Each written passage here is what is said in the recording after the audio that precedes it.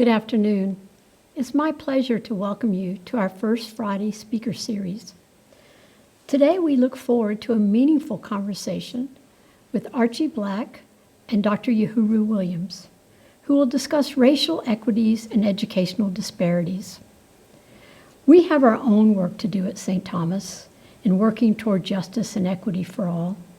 We currently are concluding an external audit or mapping of the current landscape of diversity, equity, and inclusion at St. Thomas, and also updating our action plan to combat racism. And we soon will begin our work to develop a university-wide diversity, equity, and inclusion strategic plan. Our values as a Catholic university require us to welcome all and genuinely care for one another. As Pope Francis wrote in his recent encyclical, Fratelli Tutti, we should be committed to living and teaching respect for others, a love capable of welcoming differences, and priority of the dignity of every human being. Our students are doing just that. Last month, our student government issued a resolution denouncing white supremacy and hatred in all forms, and my office enthusiastically supported it. We take seriously the responsibility to make sure all students, but specifically those who are marginalized and underrepresented, feel safe and heard on our campus. We also focus on ensuring that all students who enter St. Thomas successfully graduate. Thus, each year we support a 24-hour Tommy Give Day. And I'm very excited that it's coming up next week on November 10th. And this year, we will specifically focus on hardship scholarships. That financial aid that will help our students stay in school when they face unforeseen personal circumstances. I'm very grateful to our Board of Trustees, who has contributed to a significant challenge fund, which we hope will inspire our alumni to give generously in support of our students and support the biggest, best Tommy Give Day ever. So please be looking for more information on how to participate via your email and social media. And thank you for your support of our students. Now it is my pleasure to introduce our speakers today. First, Archie Black. Archie is CEO of SPS Commerce. He's been CEO since 2001. SPS Commerce is a Minneapolis headquartered company that provides cloud-based supply chain management software and is Minnesota's largest publicly traded technology company. Before joining SPS in 1998 as its Senior Vice President and CFO, Archie was Senior Vice President and CFO at Investment Advisors Incorporated, where he directed its Minneapolis and London offices. He also spent 3 years at Price Waterhouse. Archie is a Marquette University alum, but we like to think of him as a Tommy. He's a member of our Board of Trustees, and he's found many connections between the university and his philosophy of life and working. When he joined the board, he said, "I believe when you build a culture of caring and acknowledge the achievements of people, good things happen, and that impact ripples out far beyond our own walls." Next, allow me to introduce Dr. Uhuru Williams. Dr. Williams is Distinguished University Chair and Professor of History, and also the founding director of the Racial Justice Initiative at St. Thomas. Dr. Uhuru Williams received his PhD from Howard University in 1998. Uhuru is a prolific author of books and scholarly articles. He has appeared on a number of local and national radio and television programs. You've probably seen him on some.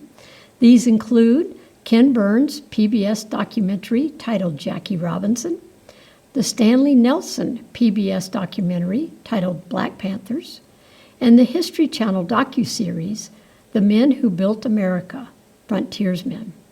Please join me in welcoming Archie and Uhuru. Thank you. Thank you very much, Julie, and thank you to all of you for joining us today. I'm here with Archie, obviously, and we want to have a conversation today. And really, this is going to be a very frank discussion about the moment that we find ourselves in as a nation. When we think about the history of First Friday, for example, it's been 30 years since this program began, 1991. If we think back to where the nation was in 1991, whether we're talking about the Gulf War or racial unrest associated with the shocking beating of Rodney King captured on camera, it was a moment of tremendous angst and instability in the United States. In some senses, we're now in 2020, we're looking at that same sense of instability and deep questions around issues of racial justice and how we move forward as a society and a culture. How we ultimately in this moment recognize that we need to make tremendous progress in this arena because of the detrimental impact it has on communities, on our society, and ultimately on our larger culture. At the core, this is a conversation not simply about how we increase diversity, equity, and inclusion, which is important. It's also a question about values, our core democratic values as a nation, our values as a university, and our individual and personal values, and how we think about and try to create what Dr. King called the beloved community. At the end of the day, when George Floyd was killed in May by Officer Chauvin in Minneapolis, it was one of these moments in our history where people's attitudes and mindsets were fixed on trying to solve the problem instead of thinking much more deeply and holistically about where the problem came from. This is both a question of police brutality against Black and brown bodies in public spaces, but it's also a conversation about systemic racism and how we ultimately work to make the value system of the U.S. applicable to all of its citizens, to complete the unfinished work that we find in our founding documents, such as the Declaration and the Preamble, which have affirmations of human dignity, but which we don't always live up to. In the aftermath of Mr. Floyd's murder, I had the good fortune of connecting with Archie Black and having a conversation about how the university, corporations, and community organizations could reimagine our work together as Minneapolis became the epicenter of a national, in fact, a global conversation about how we tackle racism and racial injustice. This also came in the midst of my own discernment about whether to leave the university to take a position at St. John's University. In that moment, I had a conversation with President Sullivan, who reminded me of what she shared 3 years ago when I came to the university. St. Thomas is a place that's not afraid of taking on difficult challenges and forging difficult conversations. Leadership sometimes requires all of us to be uncomfortable, but also to listen. And Archie and I began a relationship that really has allowed both of us to be uncomfortable, to grow, and to listen together. And I'll turn it over to Archie to share his journey thus far with you before we get into our conversation. Well, thank you, Uhuru. It's a pleasure being here with you today and your great work with the Racial Justice Initiative. Before we start, I want to thank you for the impact you've made on myself, on our entire executive management team, and everybody that you've educated so far at SPS Commerce, and look forward to the journey. I thought I'd just explain how we got on our journey at SPS Commerce and my own journey. And it all really started with watching almost 10 minutes of pretty brutal video. And I'm probably like most of you, you turned on the video and after about 10 seconds, you want to just turn it off. But unfortunately, I forced myself to watch all of it just to get the impact of the brutality against it. And then I did something. I met with our Black SPSers and really wanted to hear about their experiences. And this was really impactful. I heard a couple stories. I have 4 boys, and one of the gentlemen gave me a story and said, I just taught my 16-year-old how to drive. And he said, did you tell your boys that when they get in a car, they should put their wallet on the dashboard so that when they get pulled over, and they're likely to get pulled over, they don't have to reach into their pockets?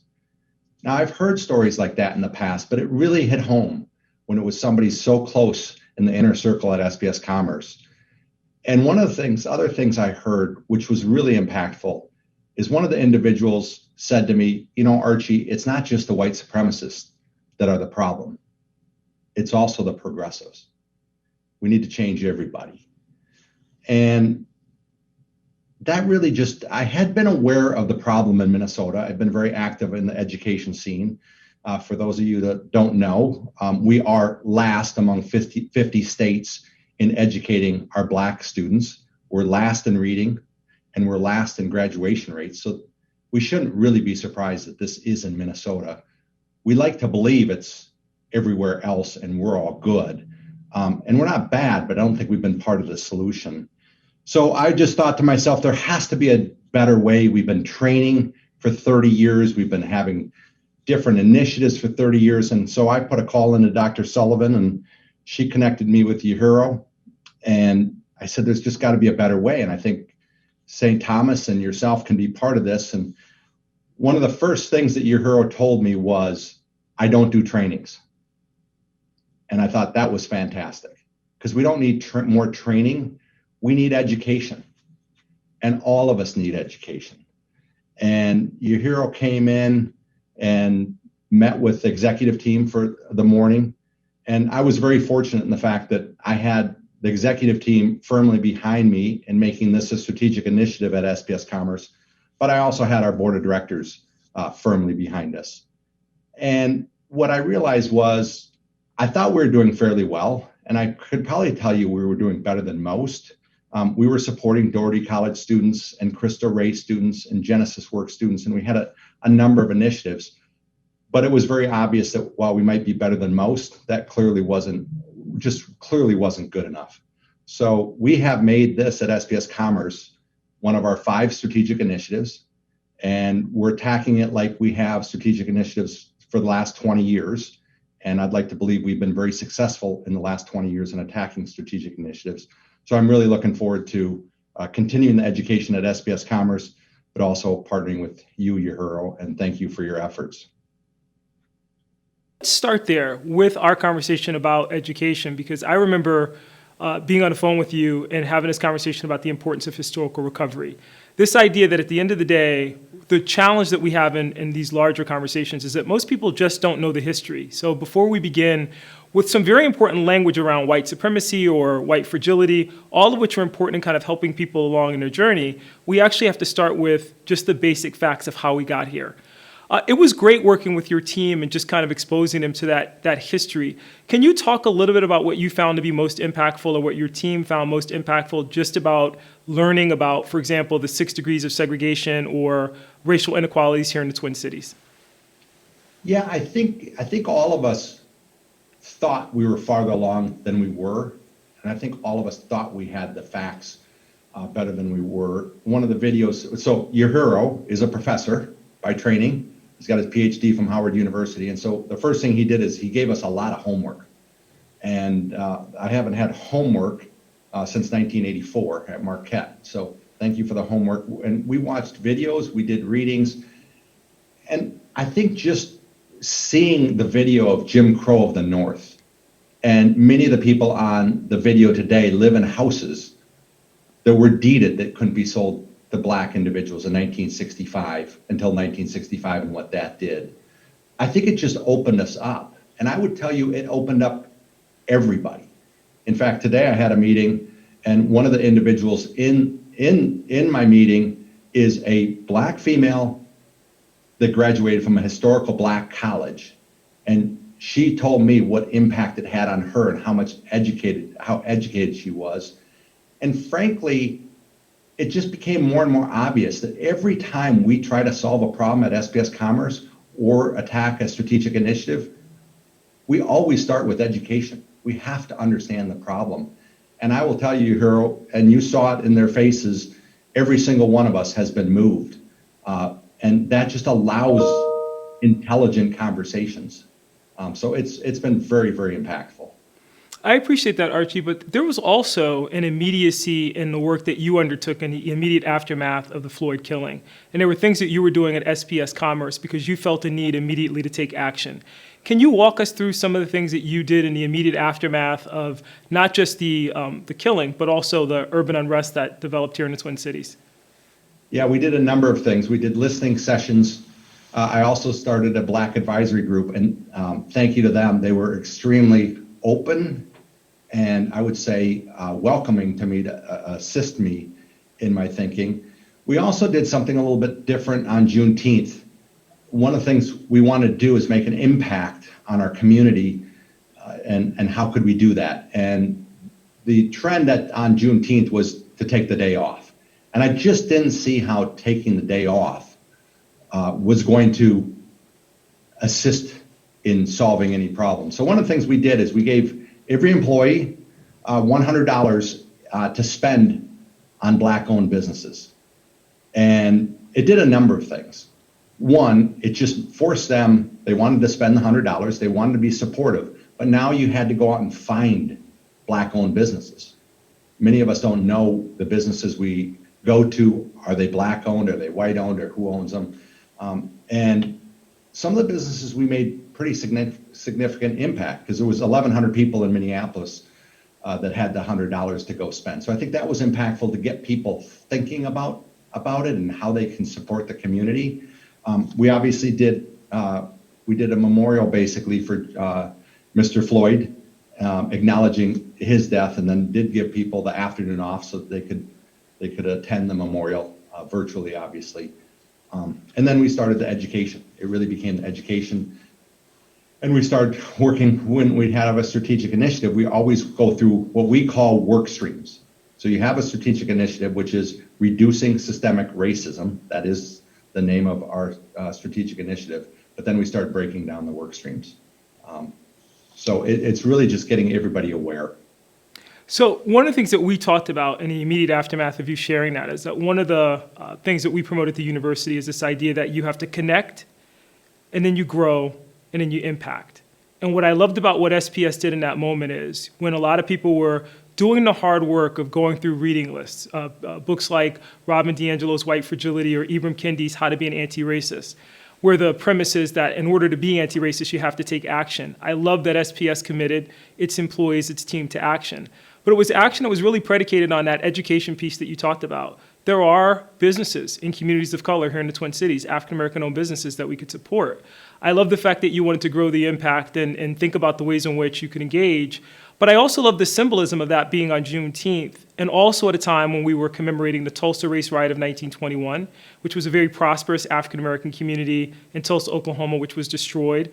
And then the Duluth lynching of 1920. And you and I talked a little bit about that being essential to this process of historical recovery, recognizing that the deficit model that we often use to talk about communities of color doesn't really capture some of the success stories and our obligation to try to help grow that success by educating ourselves and being more directly engaged. I know we're both Jesuits by training, but we love St. Thomas. We're part of Catholic education. Something I absolutely love about your philosophy is, I think, something that's encapsulated by the way we talk about Ignatian pedagogy. They would always tell us, go forth and set the world on fire. But the joke is that you should never tell people to do that unless you're telling them what tools it is necessary and what it is they should focus on in terms of burning and rebuilding. As you think about systemic prejudice, as you think about systemic injustice, what are those areas that you think require the greatest intensity and focus for us in the immediate future, both in the Twin Cities and nationally? Well, I think in the Twin Cities and in Minnesota in particular, we have a significant hole to dig out of for education. And I think if we don't solve our educational problems in the state of Minnesota, we're going to be talking about this for a long, long time. So I think the education is probably most front and center to me. And there's more data on our education system in Minnesota. And when I say that, I know that we have very, very qualified and committed teachers. But the end result is that we have the lowest reading rate of 50 states for Black students in Minnesota, and we have the lowest graduation rates. It's not just a gap problem. It's a problem that we are just not educating our Black students to the level they deserve. I think that's the one we're probably leaning into the hardest. And then obviously within SPS Commerce, we need to look within our own four walls. And I think one of the things that it's really become really obvious to me is that we have to have intent. And I don't think we intended to be a white business, but we didn't intend not to. And so I think the whole idea of being anti-racist, not just not being racist, is pretty significant shift for most of us. And if we're not intentional about going out and recruiting qualified Black employees and promoting qualified Black employees and retaining qualified Black employees, we're going to keep with the status quo of being a white company. And so I think it's the intent that is really, really important as well, Yahiro. And I think people are recognizing that we can't, it's not good enough just to say, I'm not racist. We need to be anti-racist and really look in the mirror and say, what are we doing to stop this systemic 400-year-old problem? So this is not a Q1 of 2021, and then we'll feel good. As I talk to people within SPS Commerce, it's like, buckle up. We're going to make great progress over the next 12 months, but this is not a 12-month program. This is a decades-long program, and we need to make this sustainable. And to quote you, Yahiro, I love it, and I've used it over and over again. The goal is to make this a movement and not a moment.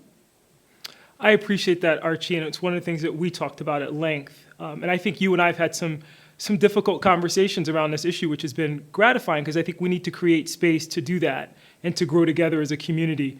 But what I loved about what you just shared and what has been kind of the driving force behind what's happening at SPS is this idea of intentionality. And we talked about the idea that wounds produce narratives. That's what you were hearing from your employees. That's what we were hearing from communities of color here in the Twin Cities. And the idea that if we're going to address the wound, we have to be intentional about it and not passive. It's going to be longitudinal engagement. It took 400 years to create this problem. We're not going to get rid of it in 4 or 5 months or even 4 or 5 years. And that's the idea behind the Racial Justice Initiative, that we're going to do the hard work and the groundwork, the foundational work of historical recovery. But we're also going to create a space where community leaders, corporate leaders, activists, and academics can work together toward long-term solutions. And I'm happy to announce today you'll be joining us as kind of our inaugural fellow. What are you hoping to get out of that exchange? Because I will share with everyone something I found very inspiring about our first conversation. You said, literally, and I remember this as if it were yesterday, this is not a short-term enterprise for me. This is about when we walk off the stage, we'd like to be in a place where we look back and we say, we made a difference, and we recognize it's a lot of hard work that's going to have to go into making that difference. Yeah, well, we clearly need partners. And you've been a great partner, Yahiro. And what's fantastic is you can give us an outside perspective. And I think you saw in the room when Yahiro came and educated and spent the morning with the executive team. And I'm not proud of this comment, but I'm going to say it anyway, because we got to confront the hard truths. And sometimes the truths we don't like, but they are what they are.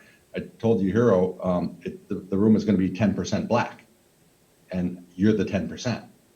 And I think just the perspectives and the education, I think that helping us with the language and helping us to think through things, to help us think through what next steps we have.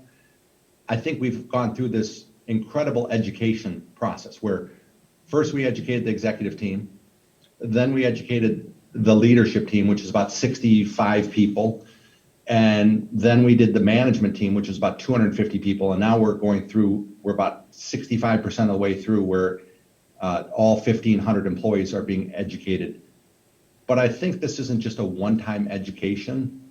And now we have a platform. I think we're going to need to continue on this path, and we're going to continue to push ourselves year after year. So I've just told everybody that at SPS Commerce, it's like, I know everybody wants to make incredible impact today and tomorrow, and I believe we will, but we need to build something that's extremely sustainable. And I think your Racial Justice Initiative can really be the platform in the Twin Cities in particular to give us something to build off of. And if we could all, business leaders and all people in the Twin Cities, have a common platform and common conversation, and if we all have done the same homework, the conversations just are so much easier.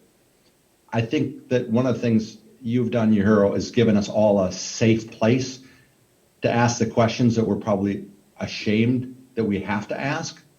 But if we don't, we're never going to move forward. So I think that's the toughest thing. I think that there's a lot of leaders And we had this conversation as a leadership team that said, I don't know where to start. I don't want to say the wrong thing. And one of the things we've encouraged our leaders is to say, as a leader, you're not always doing what's popular, and you sometimes do say the wrong thing. But if you know your intention is right, then continue moving forward. And I think you've partnered with us and you've enabled us to do that.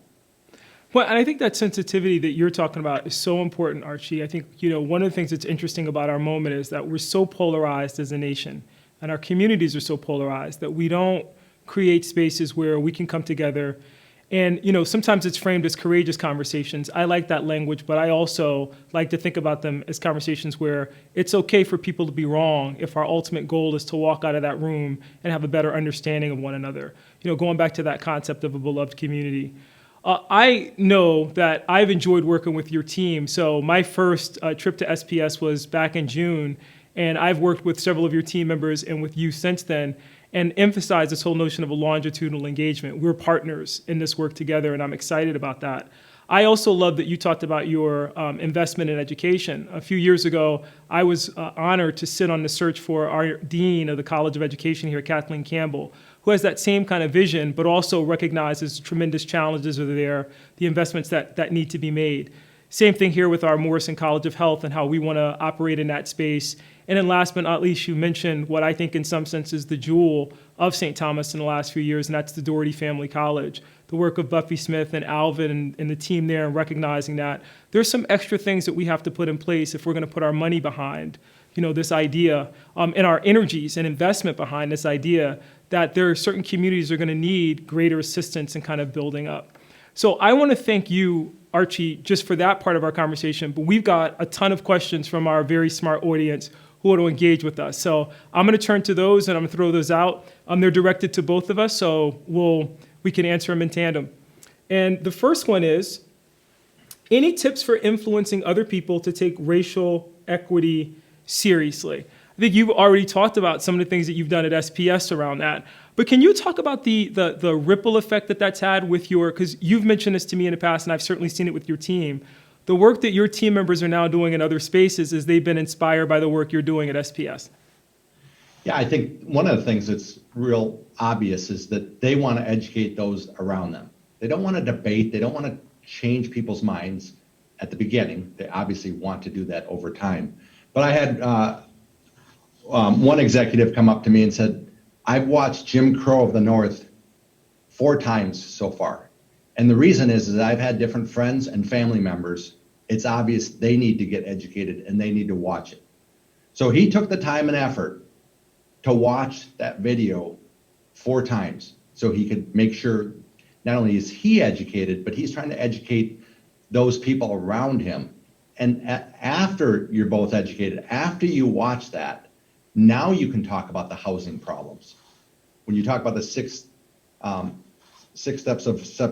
degrees of separation, after you've watched that and you start talking about housing, now you're both educated and now you can have a conversation. So it's been fun to watch my team and employees getting their family and others to do the homework as well, because it's just so much easier to have a conversation when we're educated. I will tell you, Uhuru, I thought I was prepared to have educations or discussions 6 months ago. And looking back, I was really naive. I wasn't anywhere near prepared to have that conversation because I wasn't educated. Again, if a Black woman from a historical Black college can tell me that she needed to be educated as a white man in Minnesota that grew up in Minnesota, I think I need a lot more education. And we had none of that growing up, right? The Minnesota education system growing up in the 70s did not educate you on Black history or housing segregation or deeds or anything else. So I think that's just, it's so obvious, but I don't think you can have a conversation. And you got to look in the mirror and you got to say, are you prepared to have the conversation as a quote, progressive or open-minded? We all like to believe that's who we are, but maybe we aren't exactly where we need to be. But I'm actually going to agree with you, because I think when those conversations aren't rooted in history, what you get is the polarization. People get confronted with language, they become very defensive, and they're not really in a space where they can confront and engage in a way that's constructive. when we're looking at, for example, the history of housing segregation in Minneapolis, and people can see the deeds, they can hear the stories of pain that go along with the communities that were displaced or denied as a result. They can look at the Rondo community differently and kind of understand what impact that's had in terms of the history of this community as a whole. But the other thing that I think that you said that's really important in this is that this idea that we share that beyond the circles in which we're exposed, because the reality is, for the vast majority of Americans, not just here in the Twin Cities, but beyond, never had an African-American history course. Most of us haven't taken history since high school, and that probably was more along the lines of civics or social studies than an actual history course where we're kind of being challenged to tackle and confront these types of difficult issues. It's why the work is kind of divided in terms of the adult education, which we're doing through RJI, which the university has developed through a program called Becoming Human, which is also going to be part of the work of RJI and the work that we've done together in the historical recovery I promote.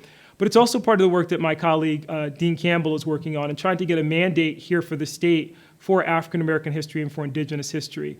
Until we understand and know that history, it's going to be very hard to think about dismantling and in how we move forward. But I certainly agree with you that that's a substantive piece and certainly kind of the foundations of equity work. Taking a look at the second one, Dr. Williams, what role do you see for anti-racist behavior in affecting equity for all? Not to put you on the spot, Archie, but I think you described a lot of what I would describe as modeling what it looks like to take an anti-racist stance. And I think there are three things I want to emphasize in this. Sometimes, and I think it's important, people emphasize the need to listen and to learn before you act, and that's very important. But action is also important. And one of the things that I was inspired by, at least in my work with SPS and certainly with you, is that you were willing to say, look, we need to do something immediately. What drove for you that sense of immediacy, and why do you think that immediacy is important in terms of tackling issues like we've been discussing today? Well, I think the biggest thing is it is a strategic initiative for ours, which means when we do a strategic initiative, it's meant for long-standing, sustainable change. That's the way we think about strategic initiatives, and for the positive of SPS Commerce, obviously. But I think there's so much cheap talk going on, and I think you need to show people some progress, and that we're all taking this seriously. And so some are big, some are small, but we'll have a different calendar, for instance, next year for our holiday calendar next year for SPS Commerce, where we will be celebrating for the first time in the history of our company, Martin Luther King Day. And we are not celebrating a different holiday. We will be announcing our first Black board member at SPS Commerce. So our board is very, very engaged as well. So it's that intentionality, but you need to have you need to show there's some sense of urgency as well. So there's both this sense of urgency to do something now, but there also then has to be whatever we do, we need to make this a movement, which movements are long-term. Movements are for 2021, 2022, 2023, and beyond. But I think there needs to be both. So I think people need to see actions. They needed to see me discussing it with the entire company. They needed to see us leaning into Juneteenth, both talking about the history of it and giving money. They needed to see us, we announced yesterday, a scholarship program for a Black student who we would not only fund, but we would also give 4 years of support through internship, through mentoring, et cetera, because we can do more than just money, and obviously a Black board member as well. So I think you need to couple short-term victories with long-term victories, and I think that's really important for people to buy in and actually see that you are ready to change, and it's not just cheap talk. I'm just going to echo you, Archie. I think that deep investment in our youth particularly also ensures a diverse Twin Cities for the future. And I know you and I agree, as does Dr. Sullivan, that the Twin Cities really is a laboratory. We are small enough. It's a big city. There are a lot of great energy here, great corporations, great community organizations, finest universities in the world, including University of St. Thomas, which in my opinion is the finest, but I'm biased. But this idea that at the core, we can, with some very clear metrics, make a real impact around some of these issues which are conquerable. You talked about education. So for me, when we talk about us being dead last in the nation, there are clear metrics that we can build around that. What do we need to go where we can think about incremental change, but then ultimately moving toward becoming first? And I love that deep investment in young people and recognizing that, we also want those young people to come back and to stay in the Twin Cities, to be a part of this community, because we're also one community. I'm going to go to our next one. How do we talk to African American children about systemic racism? What can I do specifically as an individual to help poor Black children to get better? What are some specific examples?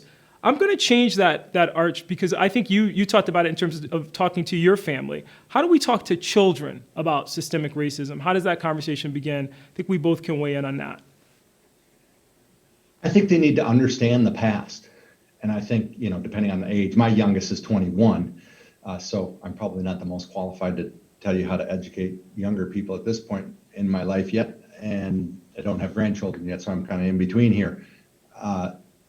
But I think they need to understand the past and not just pretend like it's all good now. So if they can understand the past, and I think if they can watch the Jim Crow of the North and other videos to just see, hey, here's where we are. They're probably not going to get that in our schools anytime soon.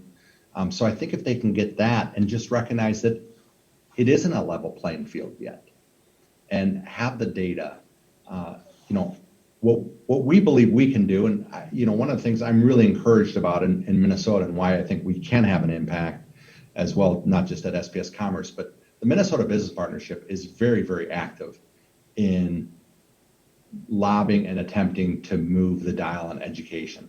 We have worked really hard with Neil Kashkari and Justice Page to have a constitutional amendment which would allow every student to have a quality education, and that we've fought very hard for early childhood scholarships, which is incredibly impactful. So I think there's this community of leaders that also understand where we are, and frankly, we're embarrassed.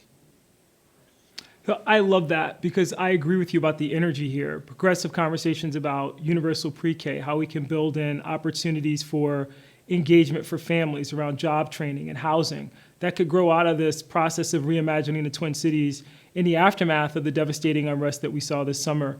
We both share a colleague in common, Ozzie Nelson, the architect, and I love that Ozzie always says, in this moment as people are seeing boarded up buildings, that sometimes can rob us of the vision to reimagine what the future can be if we start to think boldly about the community that we want to build and that we want to live in and that we want for everyone. And I think what you're saying about Minnesota Business Partnership is certainly reflective of that impulse. I would just say, quickly to echo for young people in particular, or those with young children, and I think you alluded to this, don't be afraid to have the conversation and be the first point of contact. It's absolutely essential that we don't run from difficult conversations in this moment, or we're never going to move beyond being the polarized nation that we are right now. And that requires, I think, showing tremendous empathy in sharing the hard truths that we remain a divided nation, and we have to think about the investment in the next generation and hope that they hopefully will be in a better position to help us as a community heal. But I love that. Next question for us is, what specific actions can white privileged people take to help move the dial in a positive direction? We'll start with you, Arch. Well, I think you have to accept where you are. Again, I'll go back to education, but you have to accept where you are and stop the excuse of saying, I'm not racist. And that's what's gotten us to where we are the last 30 years. There's a lot of people that aren't racist, but they're not anti-racist. So what happens in society is if you're not against something and it's the status quo continues to exist, and it will continue.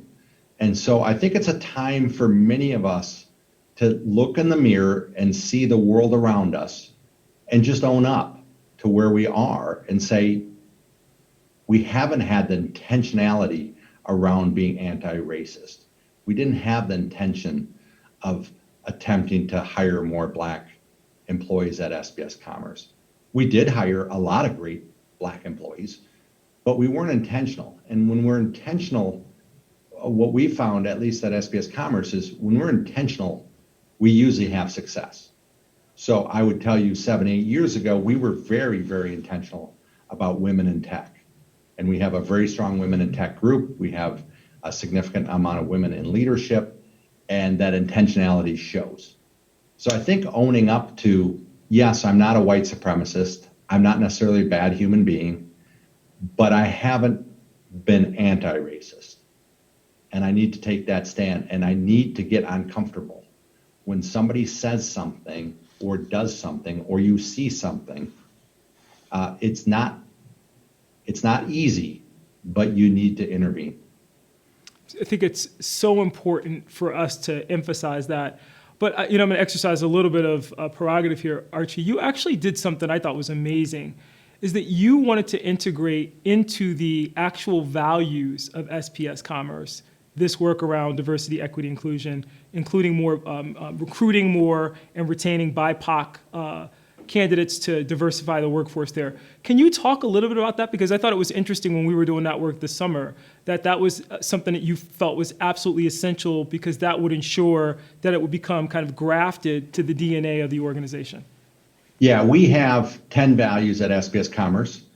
And if you walk the hallways and you're in meetings, the values are lived and quoted, and that's how we're expected to behave. And we've always had the most important is our first value, which is employees come first. Second value is obsessed with customers, and you can go through the list. I would tell you that most employees can give you most of our values, and I would tell you that most of the time, if you're in a meeting, whenever people are justifying their action, a high percentage of the time, they're quoting values. And so we looked at our values, and we wanted to make diversity and inclusion the first sentence of our first value.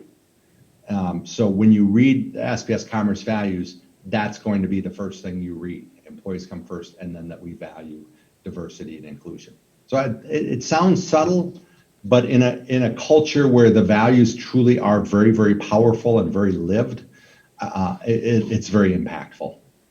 And I think it's very concrete in talking about ways that we can think about privilege, not just as individual, but how we can create social responsibility within a corporate structure to recognize that we can do the same thing. And I love that that's just infused into the values of the organization itself. We have a really good question here, I think, although all of them have been great. Some of the COVID policy designed to keep us safe are disproportionately impacting lower income families. Example, the closing of schools. How can we work in concert to help address those disparities for communities of color? Well, I can give you a list of organizations that I think are helping. This first comes with education, that are helping education, whether it's Great Minnesota Schools and Jen Stern, BAR organization with Angie Jerabak, NAS with Sandra Samuels. You have Lewis King at Summit Academy, Colette Williams at Hiawatha. I think the education, it's a massive problem. My wife Jane has a chess club that hasn't been able to meet up at Northside Community Center. And here, this Minneapolis schools are closed, and you have 34 students, all Black, in a classroom with 3 or 4 employees of Northside Child Center, and they're trying to assist people from home learning, and they have 34 students from 5 different schools in 7 different grades. So I think if you can support the organizations and the education system at this time, that's probably the most powerful, because although we have the largest gap, in education, it's gonna get worse with the COVID. And that's really, really troubling. I actually agree with you 1,000%. I think part of the challenge, we talk about those 6 degrees of segregation, which we haven't really shared with our audience today, but these are kind of 6 firm barriers historically that have denied opportunities to communities of color, particularly African Americans, in housing, education, access to places of public accommodation, unfair labor practices, voting rights and disfranchisement, and the most intractable of those 6 degrees, Jim Crow justice, which we see in a variety of manifestations, from the school to prison pipeline to police brutality to other manifestations. When we talk about those and we kind of think about that, they're all interrelated. Scholars describe it as intersectionality in talking about individuals, but there's also intersectionality in terms of talking about, if we're looking at segregated schools, what will that tell us about the neighborhoods and about housing patterns? What will that tell us about how those neighborhoods are policed, so on and so forth? So that education piece, I think, is absolutely essential, as you suggest, in that work. I know this is important. It came up. I'm going to combine a couple of questions here, Archie. But one of the questions was, how are you allowing your community, your employees of color, to lead in the work at SPS? I thought you acknowledged in the very beginning, it was when we talked, you were very honest. You said, look, we don't have leadership of color, and we're working on that. We have to address that. But how are you also trying to integrate and involve your employees of color in that work?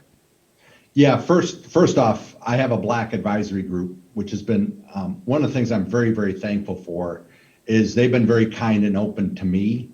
And it's not a blame game. It's about attempting to move forward and solve that. And one of them decided one of the things they can help me be a resource for is they know what it's like to be Black, and I obviously don't. So it sounds obvious, but huge advisory group. And then today, we kicked off our Black Business Resource Group, and they will be part of the different work streams in the strategic initiative. And I assume they will be very, very active, because I'm telling them that, yes, all of the white employees have a ton of work to do, but I am going to ask them to do more.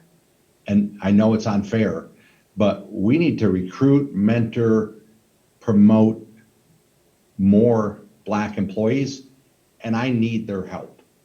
So they're going to be front and center, and I'm really proud of our employees, because I think they've all stepped up and leaned in and accepted that responsibility. And I think they're really excited about it. They want to be involved. They want to help make SPS Commerce a better place for all employees. Now, I think there was also something really interesting that was happening. One of your senior team reached out and said, look, one of the things that we're trying to do is even diversify our space in the absence of, as we're trying to build larger numbers of employees of color, we want to rename our conference rooms for prominent BIPOC people who've made an impact, both as an invitation to educate, which I thought was wonderful, but also as an opportunity to communicate to individuals who might be interested in coming to SPS, this is a place where you'll be valued. I think even those types of changes that sometimes go unnoticed are substantial in building a welcoming community. And I think it's also important for us to recognize, and you and I talk about this a lot, we have to be generous with each other. We have to recognize first steps. We didn't get to this place overnight. And one of the things that I love about the openness that you've shown and what I've dealt with in terms of engaging with your team is this idea that this is work that we have to do together. It's hard work, it's uncomfortable, but it will never do it if we kind of walk away from this moment and say, we're happy that we're not looking at the George Floyd case anymore and we're on to the next thing. And I think one of the things that's powerful about then doing that is building into the environment, building into the team, people who can remind us and drive that work forward, knowing they have the full confidence of the leader of the organization, which I think is something that you've done very well. A lot of people have asked, and what can we do or what can I do? As you're thinking about, if you would give advice to your fellow CEOs, if you give advice to your fellow parents, if you give advice to your fellow community members, what are 2 or 3 things that you would say are do now in terms of addressing issues of racial injustice and racial equity in the United States and the Twin Cities? I think the first step for all of us is to accept where we are and accept our past. And I think the hardest thing for what I've watched for myself and SPS Commerce is just take stock of where you are and figure out how you, no matter where you are on the journey, figure out how you're going to do more. And that can be from how are you going to lean in and help us solve a massive education problem?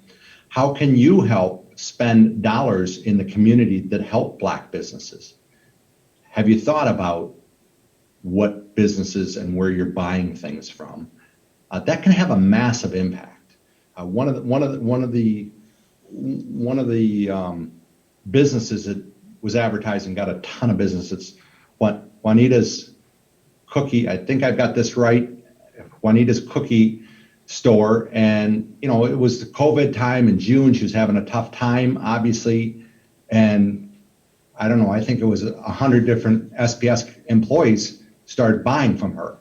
And not only did they use our $100, but then she had a great product.